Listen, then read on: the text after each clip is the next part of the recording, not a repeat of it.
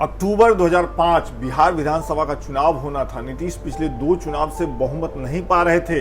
लालू राज को उखाड़ने का ये निर्णायक मौका था। नीतीश तैयार थे, भारतीय जनता पार्टी भी कमर कस के तैयार थी। जदयू और बीजेपी दोनों ही पार्टियों में स्टार प्रचारकों की सूची बन रही थी। बीजेपी अपने गुजरात के मुख्यमंत्री नरेंद्र मोदी को बिहार में प्रचार करने के लिए बुलाना चाहती थी। गुजरात के मुख्यमंत्री नरेंद्र मोदी भी दिल्ली की गद्दी तक पहुंचने के लिए अपने राज्य से बाहर निकलकर पैर फैलाना चाह रहे थे। ऐसा करने पर ही उन्हें पैन इंडिया पहचान मिलने वाली थी। सब सही चल रहा था, लेकिन जैसे ही ये खबर नीतीश कुमार को मिली, उनकी त्योरियां चढ़ गई। उन्होंने सुशील मोदी को तलब किया और साफ कर दिया कि बीजेपी नरेंद्र मोदी को बिहार में प्रचार करने के लिए नहीं बुलाएगी। सुशील मोदी ने ये बात तब दिल्ली के बड़े नेताओं को बताई। भारतीय जनता पार्टी के बड़े नेता की बात कर रहा हूं, अरुण जेटली, नितिन गडकरी और एल.के. आडवाणी उस समय भारतीय जनता पार्टी के बड़े नेता थे।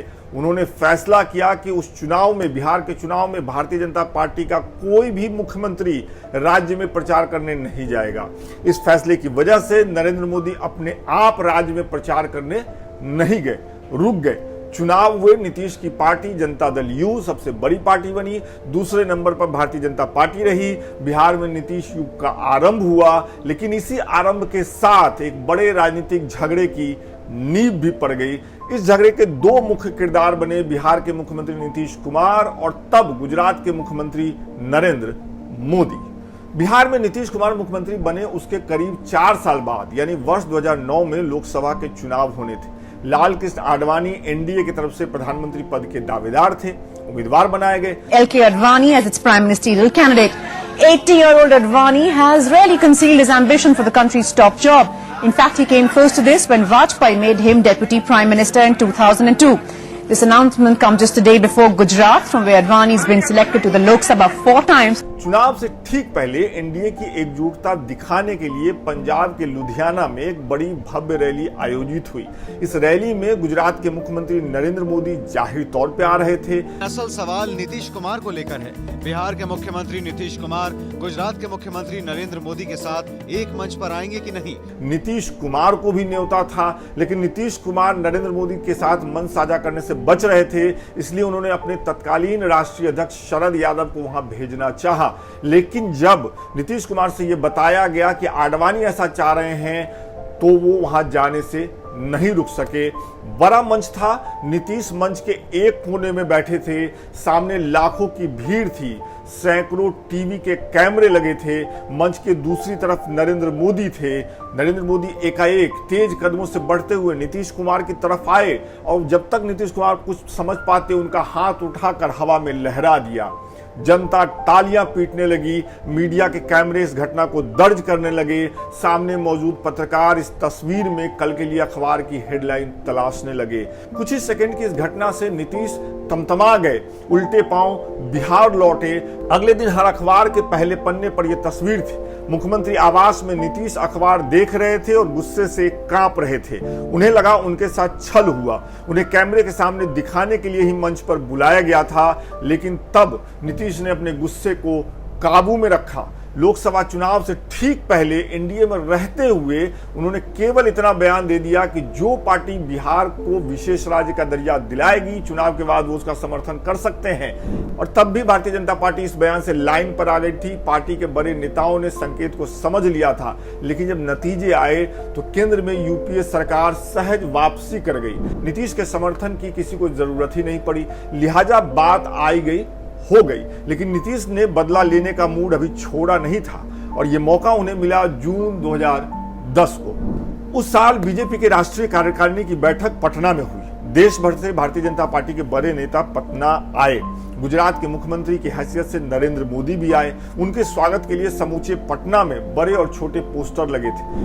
पोस्टर स्वागत करने वाले भी थे और आभार व्यक्त करने वाले भी, क्योंकि 2008 में आए कोसी बाढ़ में गुजरात सरकार ने बिहार को 5 करोड़ रुपए की मदद दी थी और तब ये बड़ी राशि थी। जब देश भर से भारतीय जनता पार्टी के नेता पटना आ रहे थे, तो बिहार के मुख्यमंत्री अपनी विकास यात्रा लेकर पटना से बाहर जा चुके थे।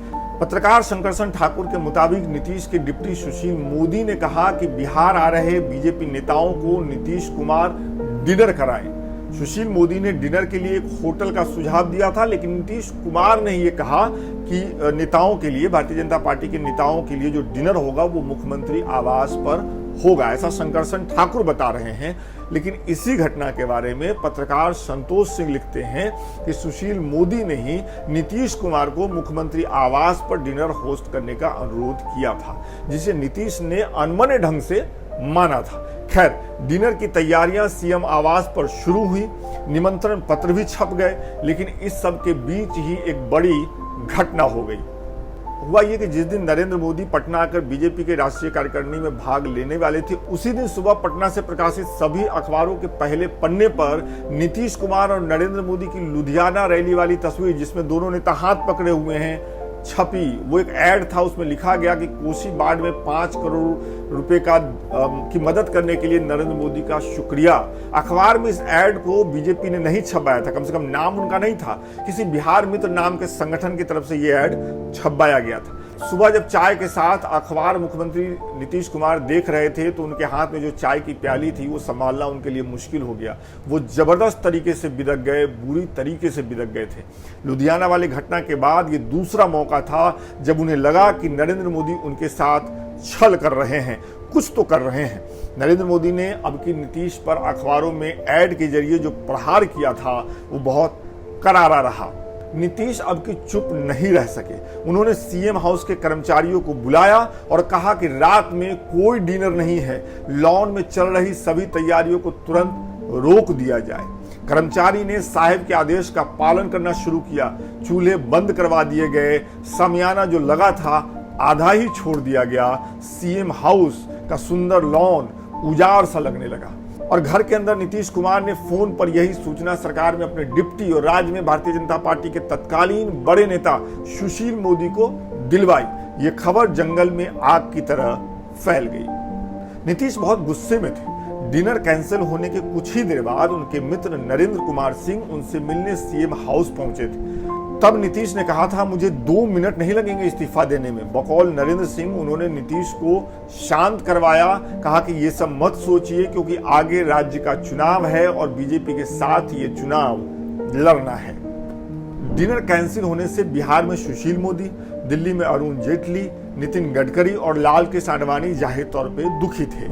और बिहार में नरेंद्र मोदी कैंप के कुछ नेता और गुजरात के मुख्यमंत्री नरेंद्र मोदी खुद बहुत खुश थे। उन्हें एक के बाद एक 2 हमले नीतीश पर करने को मिले थे और दोनों हमले सफल रहे थे। इसी तनातनी के बीच दोनों पार्टियों ने साथ में 2010 का विधानसभा चुनाव लड़ा। दोनों दलों में सीटों का बंटवारा हुआ। जदयू ने 141 सीटों पर अपना उम्मीदवार खड़ा किया, बीजेपी ने वादे के मुताबिक 102 सीट लिए। रिजल्ट आया तो दोनों ही पार्टियों ने शानदार प्रदर्शन किया। अब मंत्री पद को लेकर किचकिच हुआ। नीतीश का मन एक बार फिर खट्टा हो गया और उन्होंने पक्के तौर से सोच लिया था कि पिछले 17 सालों से आ रहे राजनीतिक गठबंधन को टूटना ही होगा। और लगभग ये पटना के सभी पत्रकारों को, अखबारों को भी लग गया था कि अब ये गठबंधन टूटेगा। इस समय तक बीजेपी के केंद्रीय नेतृत्व में भी बड़े उलटफेर होते दिख रहे थे। आडवाणी 2 चुनाव हार चुके थे। पाकिस्तान जाकर जिन्ना के मजार पर उन्हें सेक्युलर बताया था। इस वजह से वो अपनी पार्टी और आरएसएस की आलोचना का शिकार हो रहे थे। बीजेपी के वरिष्ठ नेता और पूर्व उप प्रधानमंत्री लाल कृष्ण आडवाणी ने आज तक को दिए एक एक्सक्लूसिव इंटरव्यू में साफ कर दिया है कि उन्हें जिन्ना को देशभक्त करार देने के अपने बयान पर कोई अफसोस नहीं है, भले ही उन्हें उसकी कितनी भी बड़ी कीमत क्यों न चुकानी पड़ी हो। इधर आडवाणी के चेले और उनके खड़े किए हुए नरेंद्र मोदी उन्हें किनारा करके और सेंटर स्टेज पर आने के लिए बेताब दिख रहे थे। बीजेपी के तत्कालीन राष्ट्रीय अध्यक्ष नितिन गडकरी ने नीतीश से ये जरूर वादा किया था कि 2014 के लोकसभा चुनाव में बीजेपी की तरफ से पहले प्रधानमंत्री का कोई चेहरा नहीं होगा। लेकिन साहब, राजनीति में किए गए वादे कब से पक्के होने लगे और ये बात तो हमको आपको जितना मालूम है उससे ज्यादा नीतीश कुमार भी समझते ही थे।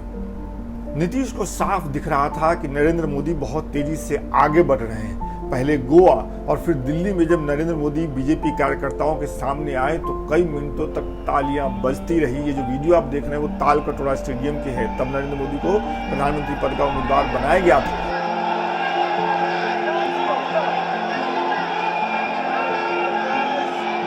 भारत माता की, भारत माता की। मंच पर बैठे राजनाथ सिंह ने माहौल समझ लिया और गुजरात के मुख्यमंत्री 2014 में होने वाले लोकसभा चुनाव के लिए चेहरा बन गए भारतीय जनता पार्टी में। 2013 अथवा 2014 में लोकसभा के चुनाव निश्चित रूप से होंगे, इसलिए आज मैंने भारतीय जनता पार्टी के पार्लियामेंट्री बोर्ड की बैठक बुलाई थी इसी विषय पर विचार करने के लिए कि किसे आगामी लोकसभा चुनाव के लिए प्राइम मिनिस्ट्रियल कैंडिडेट के रूप में प्रोजेक्ट किया जाए। संसदीय दल ने यह फैसला किया है कि श्री नरेंद्र मोदी को आगामी लोकसभा चुनाव के लिए प्राइम मिनिस्ट्रियल कैंडिडेट के रूप में प्रोजेक्ट किया जाए। और ये खबर पटना में बैठे नीतीश कुमार को जब मिली तो वो इसके लिए तैयार भी थे और वो समझ भी गए थे कि आगे उन्हें क्या करना है। जून 2013 में नीतीश ने बीजेपी के साथ जदयू का गठबंधन तोड़ दिया। कारण एक ही थे, नरेंद्र मोदी।